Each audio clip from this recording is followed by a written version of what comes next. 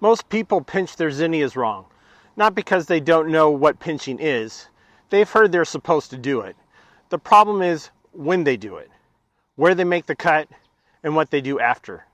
Getting any one of those wrong, and you'll end up with a shorter season, weaker stems, and a plant that never reaches what it was capable of.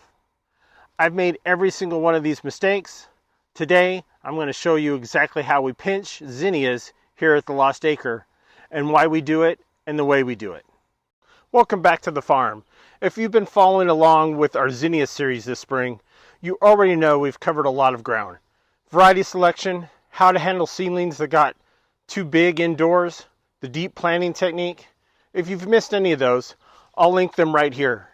But this video is one that ties it all together, because pinching is the single move that determines whether your zinnias give you 20 stems this season or 100. Here's the thing about zinnias. They are genetically programmed to do one thing first: grow tall and produce one flower, just one. That's the plant survival strategy. Get a bloom up fast, set some seeds, call it done. That's fine if you're a wildflower. It's a disaster if you're trying to fill a vase every week all summer long. Pinching interrupts that program. You are literally telling the plant, the plan isn't going to work here. And the plant responds by branching, sending up multiple new stems instead of one. Each of those stems eventually produces a flower.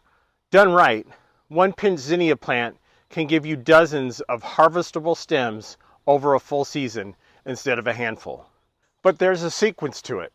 Rush it, skip a step, or cut at the wrong spot, and you'll lose the benefits entirely.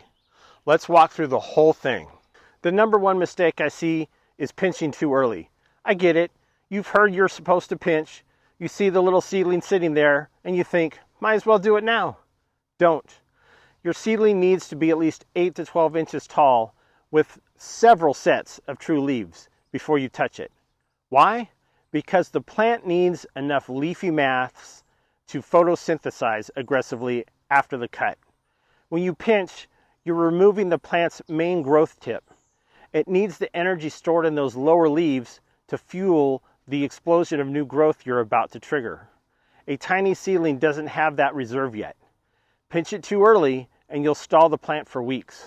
Quick confession, if you watched the deep planting video a couple of weeks ago, you'll remember I said don't pinch right after transplanting.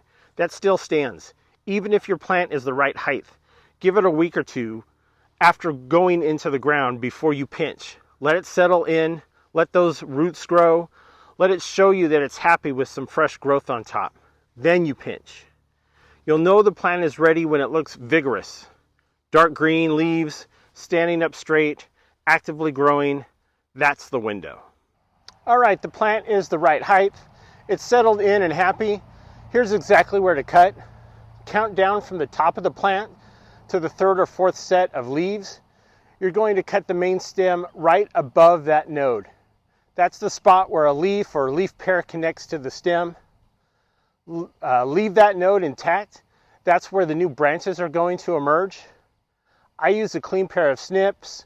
You can use a sharp knife.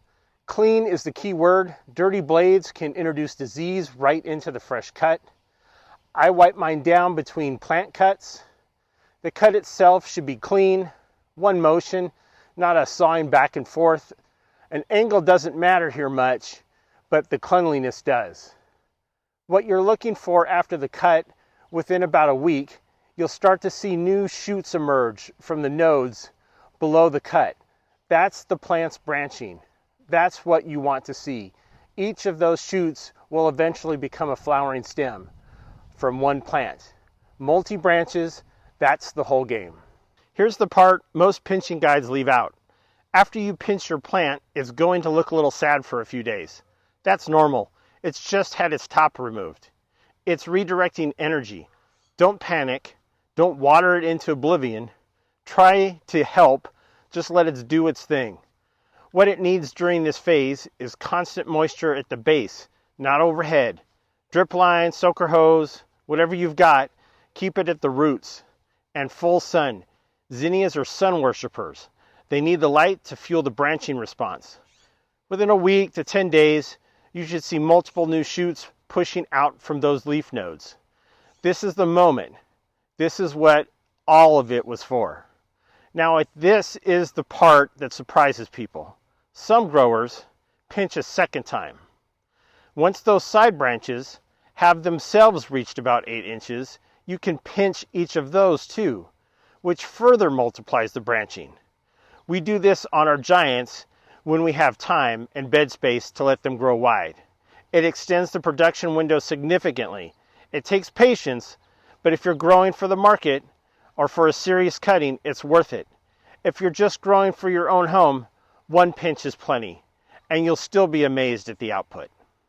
My second season growing zinnias, I was obsessed with getting flowers as fast as I possibly could. I skipped pinching on half my bed to see if I could get blooms earlier. And I did. I got blooms earlier.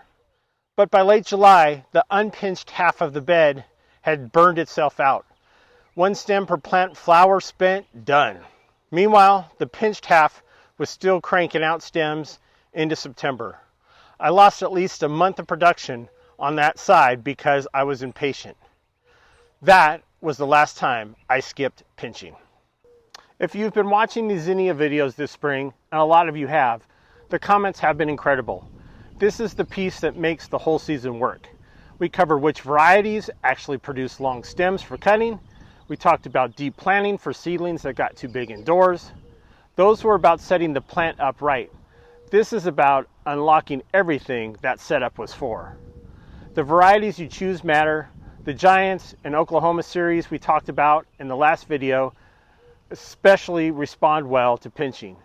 They branch hard and produce long, strong stems when managed this way. The queen line types, same thing.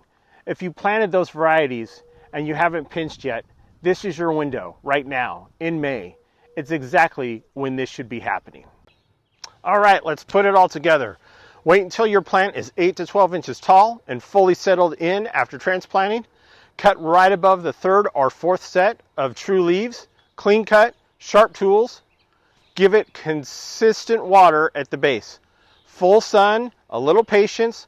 Watch for those side shoots within a week. Consider a second pinch on those branches if you want maximum production, and resist the urge to rush any of it. The plant knows what to do. You're just giving them permission. If this helped you finally understand the why behind pinching, not just the how, go ahead and hit that subscribe button. We are a small flower farm channel, and every subscriber generally helps us keep making these guides. I'll put the other Zinnia videos linked right here so you can follow the whole series from the beginning, and drop a comment and tell me, have your zinnias been pinched yet? Or are you just getting to it? I read every single one. Until next time, live life in full bloom.